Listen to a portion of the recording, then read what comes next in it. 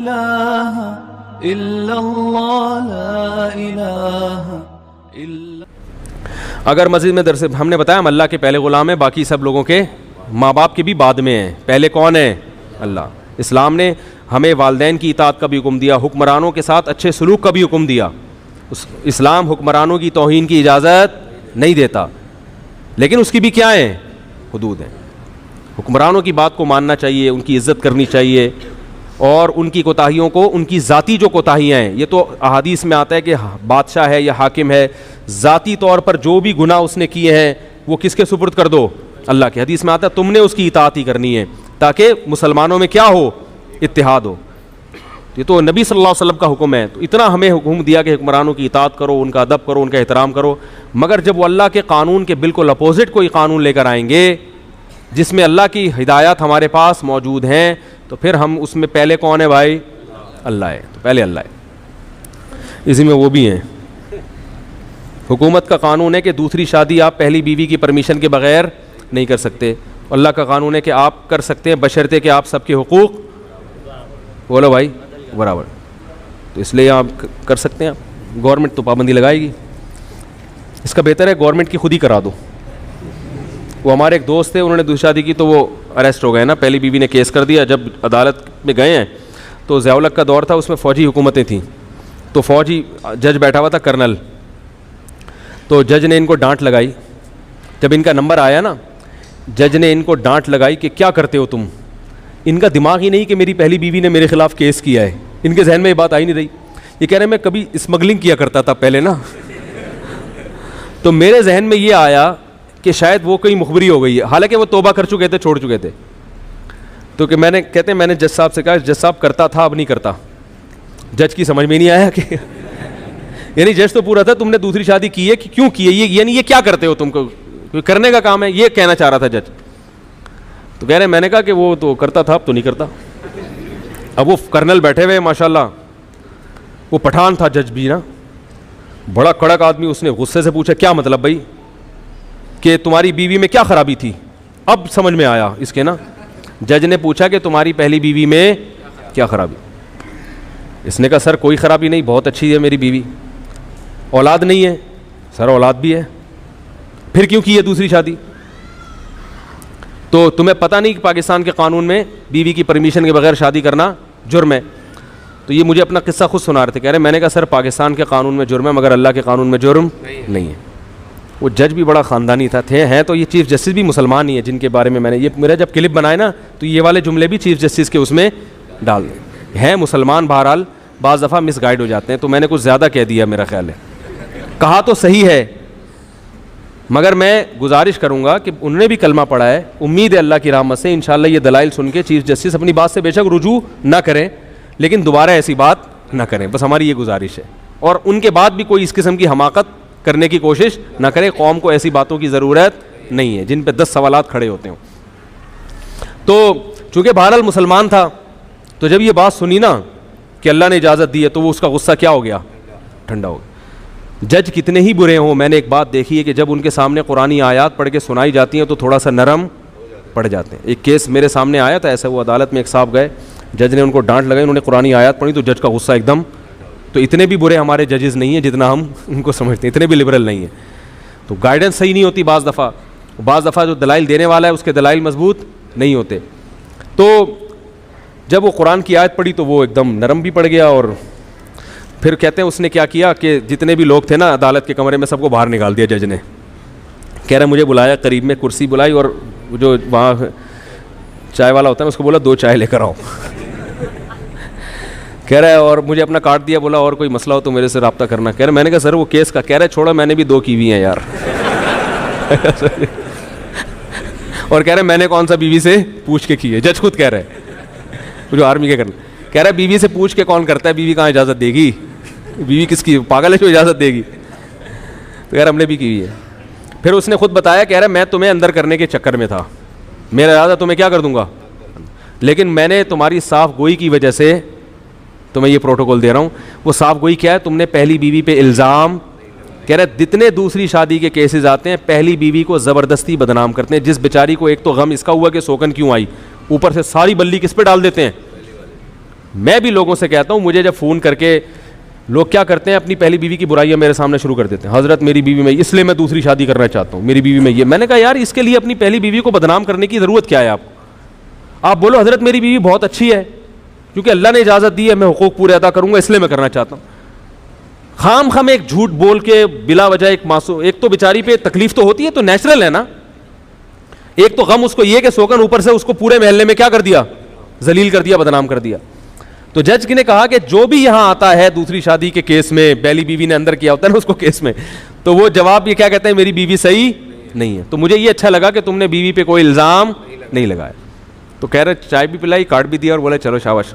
और मेरे पहली वाइफ को फ़ोन किया, बोला ये घरेलू मसाइल हैं, इनको अदालतों में। कैसा ख़ानदानी जज था यार, कितने ऐसे ही जज सारे ख़ानदानी हो जाएं तो मुल्क में क्या आ जाएगा।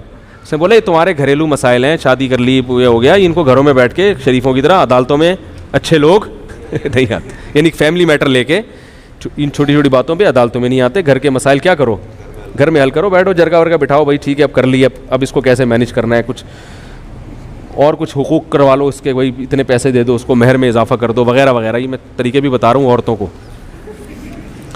अच्छा भाई, अगर मस्जिद में दर्स या हदीस दिया जा रहा है तो मुख्तदी का मस्जिद से उठ के जाना जायज़ है? अगर काम वाम हो, हदीस में कलमा ला इलाहा इल्लल्लाह के बड़े फ़ज़ाइल हैं, तो अगर ला इलाहा इल्लल्लाह तो मोहम्मद रसूलुल्लाह में, देखो ला इलाहा इल्लल्लाह एक मुकम्मल कलिमा है। जब ला इलाहा इल्लल्लाह का विर्द करें तो ला इलाहा इल्लल्लाह ही है हदीस में। बाकी मोहम्मद रसूलुल्लाह ये उस ला इलाहा इल्लल्लाह का बतौर ज़िक्र के हिस्सा नहीं है, कलमा शहादत के तौर पर हिस्सा है। तो ज़िक्र जब करें तो सिर्फ ला इलाहा इल्लल्लाह, और उलमा कहते हैं 10-15 दफ़ा जब ला इलाहा इल्लल्लाह कहें तो एक दफ़ा क्या कह लें, मोहम्मद रसूलुल्लाह। तो ये तरीक़ा होना चाहिए ताकि हदीस की मुताबकत हो जाए। बाकी ला इलाहा इल्लल्लाह मोहम्मद रसूलुल्लाह कोई पूरा करना चाहे तो पाबंदी नहीं है, लेकिन ये जो ज़िक्र अज़कार है ना ये तौक़ीफ़ी हैं। क्या मतलब, हदीस में जैसे आएगा उसी को फॉलो करना पड़ेगा। तो हदीस में सिर्फ आता है अफ़ज़लुज़ ज़िक्री ला इलाहा इल्लल्लाह, सबसे बेहतरीन जिक्र क्या है, ला इलाहा इल्लल्लाह। तो हमें फिर जब जिक्र करेंगे तो वो उन्हीं वर्डिंग का भी हमने ख्याल करना है। फ़र्ज़ नमाज के बाद मिंबर के सामने लोग सुन्नतें अदा कर रहे होते हैं और यहाँ कैमरों की सेटिंग हो रही होती है। भाई कैमरों की सेटिंग होती है तो मजबूरी है ना बयान में, तो सुन्नतों लोगों को चाहिए कि थोड़ा दाएँ बाएँ, एक इज्तिमाई नज़म को बरकरार रखना पहले ज़रूरी है ना। अगर बहनें घर रुकने आएँ तो बीवी पर बोझ डाल सकते हैं 18 रोटियों का। बहनें जब घर रुकने के लिए आएँ तो एक वक्त का खाना अपनी बीवी से पकवाएं कि मेरी बहन आई हुई है तो आज खाना कौन पकाएगा, आप पका के उनको खाना खिलाओगी, मेहमान है। अगले टाइम से बोलें कि बहन तुम्हारे बाप का घर है ये अब तुम क्या करो, खुद पकाओ। चलो मेरी बीवी के लिए नहीं तो अपने लिए खुद पकाओ। तो ये जाके फिर बीवी पे इतनी जिम्मेदारियां डालना। मैं सास ससुर की खिदमत का कायल हूँ। जो औरतें अपने सास ससुर की खिदमत नहीं करती मैं कभी भी उनको अप्रिशिएट नहीं करता। घर में बुजुर्ग हैं तो आपको अखलाकी खिदमत करनी पड़ेगी, लेकिन मेरे भाई उस खिदमत की भी कोई एक हद। चलो सास ससुर की है तो वो देवरों का भी सारा बोझ उस पर डाला हुआ है। चलो एक वक्त में डाल दिया तो अगले वक्त में उसको थोड़ा छूट दे दो। रोज़ाना सारे देवरों के पेंटें वो इस्त्री कर रही है, फिर बहन आ रही है 10-10 दिन रहने के लिए, सारी बहनों का खाना 10 दिन तक वो उसकी खिदमत कर रही है। ये जुल्म है औरत के ऊपर। कमज़ोर को जो है ना इतना नहीं आप उसके ऊपर बोझ डालें कि बहुत सी औरतें कह नहीं पाती हैं बेचारी, लोग कर रहे होते हैं कि हमारी ख़ानदानी परंपरा है, तो ये जुल्म जायज़ नहीं है एक वक्त का। बाकी उससे बाद बहन को बोले चाय भी खुद पियोगी, पानी भी क्या करोगी। बाज़ औरतों की आदत होती है आके लेट जाती है, मतलब ये ले आओ वो ले आओ है ना, ये कर लो वो कर लो, खुद हिलो ना यार, खुद हिलो। ये तो फिर भी मैं कहता हूँ 1-2 टाइम का खाना बीवी को चाहिए कि वो बहन के लिए पका ले, मेहमान है। हमारे हज़रत इतना करते थे कि अपनी खिदमत में अपनी बीवी से, ये तो बड़े ख़ानदानी अखलाक हैं जो मार्केट से क्या आए। औरत को चाहिए खुद से शौहर की खिदमत करे और अपने ससुर और सास की, बाकियों की खिदमत करे नहीं करे उसकी मर्ज़ी है, लेकिन सास ससुर और शौहर इनकी खिदमत बढ़ चढ़ के खुद से करे। और सास और ससुर को चाहिए कि जब वो खिदमत कर रही है तो आप खुद से उसका भी ख्याल करो, उसको थोड़ा सा सोते हुए को ना उठाओ।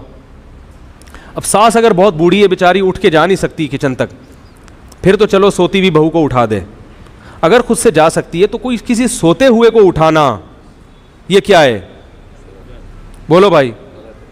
हमने किसी आलिम बुजुर्ग को नहीं देखा बीवी सो रही हो तो उसको उठा के बोलेंगे नाश्ता बनाओ। सोते हुए को जगाना ये क्या हो जाता है, बशर्ते के 18 घंटे से ना सो रही हो आवाज़ तो सही आ ही नहीं रही है, क्या करें यार, तस्वीर पे गुजारा करें आप लोग। तो ये कुछ अखलाक होते हैं मेरे भाई, खाम में चाय बना लो यार। मैं अल्हम्दुलिल्लाह घर वाले अगर सो रहे हो तो खुद ही चाय तो मैं पीता नहीं हूँ, लेकिन अगर भी बनानी हो तो क्या करता हूँ। एक दफ़ा पकड़ा गया था, कोई मिलने के लिए आया, मैं चाय बना रहा था और वो रिश्ते वाले आए थे, तो उन्होंने कहा इनका तो घर में रो भी नहीं है। तो मैंने कहा आपने चाय बनाते पकड़ा है। एक दफ़ा एक खातून आई थी, झाड़ू लगाते हुए पकड़ लिया था उन्होंने मुझे, वाक़तन मैं झाड़ू लगा रहा था, आप हैरान होंगे। तो लगाता नहीं हूँ अल्हम्दुलिल्लाह। एक दिन क्या हुआ कि मैं लगा रहा था, अब वो पता नहीं मुझे वाक़या याद नहीं क्यों लगा रहा था, क्या हुआ था, कोई मजबूर हो गया था या क्या था मसला था, अब ये तो राज की बातें अल्लाह ही जानता है। तो ये तो जब नबी सल्लल्लाहु अलैहि वसल्लम घर में आते थे तो घर में घर वालों के साथ हाथ बट, इतने नेक हम नहीं है कि आप समझें कि इतने जाके हाथ बटाते हैं, इतने नेक हम भी नहीं हैं, लेकिन बहरहाल नबी के अखलाक हम आपको बता रहे हैं। मैं इसलिए कि घर वाले भी बयान सुनते हैं ना, वो बोलेंगे यार आज तो बड़ी बड़ी छोड़ रहा है बैठ के, मैं ये भी करता हूँ, मैं ये भी करता हूँ। तो जो है क्या नाम है, यूट्यूब पे हर कुछ आ जाता है, सब पकड़ा जाता है आदमी, बहुत मुश्किल है झूठ बोलना आजकल। तो लेकिन जो रसूलुल्लाह सल्लल्लाहु अलैहि वसल्लम के अखलाक थे, तो मैं ये अर्ज़ कर रहा था कि अगर वो बूढ़े हैं तो फिर तो ठीक है, वो उठा दें सोती, लेकिन अगर जवान हैं तो बहू जाग रही है तो बोलें, सो गई है सोने दें भाई, आप खुद जाके पानी पी लें, खुद चाय बना लें, छोटे मोटे काम क्या कर लें, खुद ही कर लें, सोते हुए को ना उठाओ। ये बड़ा बुरा होता है जब आदमी खुद सो रहा हो, कोई आपको आके उठा दे और बोले ये करो, और कोई काम भी इतना इंपॉर्टेंट ना हो, या तो कोई किसी को हॉस्पिटल लेके जाना है, कोई ऐसा बड़ा मसला है तो ठीक है। तो शौहर को भी चाहिए कि सोती हुई बीवी को ना उठाए, जब शौहर को जो जिसका हक बहुत ज़्यादा है। हाँ, अगर कोई औरत नालायक है, बेवक्त पड़ी रहती है, यानी ऐसा भी है कि पोस्ती किस्म के जो बहुएं हैं उसका नाजायज़ फ़ायदा उठाएंगी, वो 12 घंटे सोती हैं, 12 घंटे में 2-4 मिनट के लिए फिर जाग के फिर क्या रहती हैं, ऐसी का नहीं है, एक नॉर्मल रूटीन की बात कर रहा हूँ। अगर कोई सो रहा है तो ये भी ना पूछे कि ये सोने का टाइमिंग नहीं है भाई, ये नींद, खुराक, प्यास ऐसी चीज़ है जिसके बाज़ दफ़ा उसूली तौर पर तो टाइमिंग होना चाहिए, लेकिन इंसान बाज़ दफ़ा डिप्रेशन में होता है, बाज़ दफ़ा रात को नींद नहीं आई वो फिर सोता है। तो अब घर में ऐसा मार्शल्लाह लगा हुआ होता है कि अब बहू को रात को नींद नहीं आई फिर भी फजर के बाद सोने की इजाज़त नहीं है, भाई अब नींद नहीं आई तो सोने दो उसको। तो इसलिए ये चंद चीज़ें ऐसी होती हैं जो किसी पे भी जुल्म हो जाता है, ये फिर क्या हो जाता है शरीयत के लिहाज से नाजायज़। हमारे हज़रत क्या करते थे, तो वो अपनी घरवाली को कभी अपनी अहलिया को ये नहीं कहते थे ये ले आओ वो ले आओ, ये फरमाते थे मुझे ऐसा लगता है ये तहक्कुमाना, जैसे कोई बांदी रखी हुई है घर में। अब घर में खाना तो घर वाले ही पकाएंगे ज़ाहिर है, तो हज़रत फरमाते थे खाना लगवा दें, हालांकि लगाना हज़रत की अहलिया नहीं है, मगर हज़रत ये नहीं कहते थे खाना लगा दें। हज़रत फरमाते थे इसमें मुझे ऐसा लगता है जैसे मैं क्या कर रहा हूँ, किसी को नौकर रखा हुआ है और मासी को ऑर्डर दे रहा हूँ, तो खाना लगवा दें, हालांकि लगाना किसने है। जब खाना ख़त्म हो गया तो हज़रत फरमाते थे खाना किसी से कह के उठवा लें, तो वो खुद ही उठाती थी, कौन था घर में, लेकिन लबो लहजा इज़्ज़त देने वाला, अगले को लगे कि ये मुझे क्या दे रहे हैं, इज़्ज़त दे रहे हैं। तो आप अपनी तरफ से इज़्ज़त दो, फिर भी अगर खिदमत ना करे तो फिर शिकायत लगाओ भाई, किसी को इज़्ज़त नहीं दे रहे आपने, ठुड्डे मार मार के जो है ना। हमारे हज़रत कभी इसके कायल नहीं थे कि बीवी से पाँव दबवाए जाएँ या जूते पॉलिश करवाए जाएँ। हमारे हज़रत के जितने हमने अकाबिर करीब के गुजरे हैं माजी के, मौलाना शरीफ थानवी रहमतुल्लाह अलैह, उन्होंने भी बहुत सख्ती से रद्द किया इस पर कि बीवी से अपने बूट पॉलिश, क्योंकि बीवी का जो रिश्ता है वो पैरेलल है, बराबर। आपको अल्लाह ने जो हाकिम बनाया है ना, तो यहाँ हाकिम का मतलब क्या है, सरबराह। जैसे तबलीग में 4 आदमी निकलते हैं तो एक क्या होता है, अमीर। अमीर का मतलब जब इनकी राय में इख्तलाफ होगा तो इसकी बात सुनी जाएगी, इसका फैसला हरफे आखिर। तो जब घर में किसी राय में इख्तलाफ होगा तो आखिरी फैसला किसका होगा, मर्द का। ये मतलब है हाकिम होने का। अब तबलीग में किसी को अमीर बना दिया, वो लोगों से अपने बूट पॉलिश करवा रहा है, पोछा लगवा रहा है, ठीक है ना, सर की चूमे निकलवा रहा है उससे, क्या मैं अमीर हूँ। वो बोलेंगे भाई इस काम के लिए थोड़ी अमीर बनाया है, अमीर तो इस काम के लिए बनाया कि गश्त कहाँ करना है, मुतकल्लिम कौन होगा। तो इसमें सबको अगर हम राय लें तो फिर तो इख्तलाफ होगा, कोई फैसले पर आएंगे नहीं, तो हरफ आखिर आपकी बात होगी, आपकी राय आखिरी होगी। मुतकल्लिम आपने अपने पॉलिश करने पे लगा दी, अपने बगलों के बाल नोचने पे लगा दिया उसको बिठा के कि मैं अमीर हूँ। तो इसी तरह बीवी को मातहत बनाया है अल्लाह ने शौहर के। क्या मतलब, तुम इताअत करोगी शौहर की। तो इताअत का मतलब ये नहीं कि वो आपकी क्या बन गई, नौकर बन गई या ग़ुलाम बन गई। तो लिहाजा बात करने का स्टाइल ऐसा नहीं हो जैसे नौकरों से बात की जाती है, नहीं आ रही मेरा ख्याल है बात। स्टाइल कैसा होना चाहिए, इज़्ज़त वाला, एहतराम वाला। ये ले आओ वो ले आओ, ये नहीं भाई बेगम ज़रा थोड़ी सी चाय हो जाएगी, ऐसे बेगम आज थोड़ी सी क्या हो जाएगी, चाय हो जाएगी, कह रही नहीं बना रही, चलो मैं बना लेता हूँ, बेगम थोड़ा सा ठंडा पानी हो जाएगा, है भाई। स्टाइल कैसा होना चाहिए, बेगम थोड़ा सा क्या हो जाए, थोड़ा सा ठंडा पानी हो जाए। बेगम आज थोड़ा सा कोई अच्छी चीज़ बना लो, बेगम आज टाइम पे खिला दो यार, बहुत दिन हो गए टाइम पे खाया नहीं है, ठीक है बहुत दिन हो गए बेगम, तमीज़ से इज़्ज़त के साथ खाना होटलों में ही खा रहे हैं, तमीज़ से खिला दो। तो इस तरह स्टाइल थोड़ा सा ये होना चाहिए। अगर शरीफ ख़ानदान की होगी तो समझ में आ जाएगा उसके, अगर अच्छे ख़ानदान की होगी तो इंशाअल्लाह समझ में आ जाएगा। अगर अच्छा ख़ानदान ही नहीं है तो फिर उसका कोई इलाज, फिर उसको पुलिस भी सीधा, क्योंकि पुलिस वालों की बीवियाँ, पुलिस वालों के भी फ़ोन आते हैं मेरे पास तो बीवी सेटिंग पे नहीं आ रही, कहते हैं यार तुमने बड़े बड़े गुंडों को सेट कर लिया है, कह रहे हैं यार गुंडों को सेट कर लिया बड़े बड़े, बेगम सेटिंग पे। मैंने कहा गूगल पे सर्च करो, हर चीज़ मिल जाती है, बीवी को काबू करने का तरीक़ा नहीं मिलता गूगल पे। मैंने कई दफ़ा लिख के देखा, नहीं आया, जवाब ही नहीं आया। इल्लल्लाह ला इलाहा इल्लल्लाह।